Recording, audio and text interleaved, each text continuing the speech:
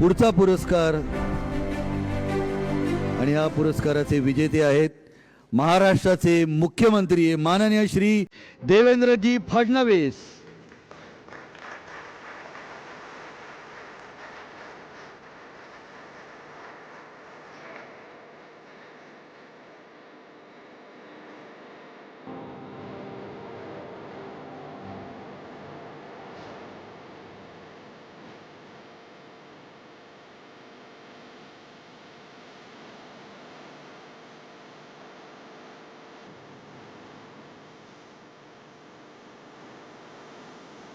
हा पुरस्कार जोडीनं स्वीकारावा अशी विनंती त्यांना करण्यात आली, म्हणून सौभाग्यवती मुख्यमंत्री यांना सुद्धा आपण मंचावरती आमंत्रित केलं। मी देवेंद्रजींना या पुरस्कार स्वीकारल्यानंतर आपलं मनोगत व्यक्त करण्याची विनंती करतो।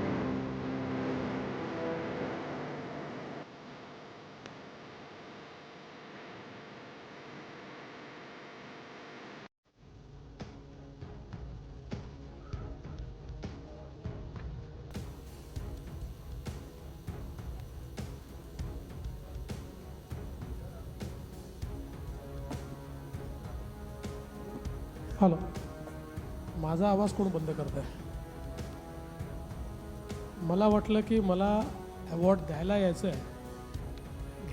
आहे हे मला विजयबाबूंनी सांगितलं नव्हतं, पण मी आपले मनापासून आभार मानतो की आपण मला हा पुरस्कार दिला।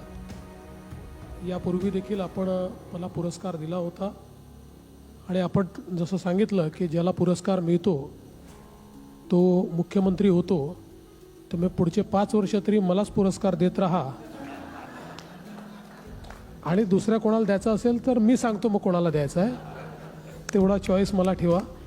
पण लोकमत हा माझ्याकरता परिवार आहे, त्यामुळे आपल्या घरची शाबासकी मिळाली, आपल्या परिवारातनं पुरस्कार मिळाला असं मी समजतो आणि लोकमतचे खूप मनापासून आभार मानतो। आणि कुठलाही पुरस्कार मिळाला तर त्यातनं निश्चितपणे अधिक चांगलं करण्याचा प्रयत्न आपण केला पाहिजे असं समजणाऱ्यांपैकी मी एक आहे।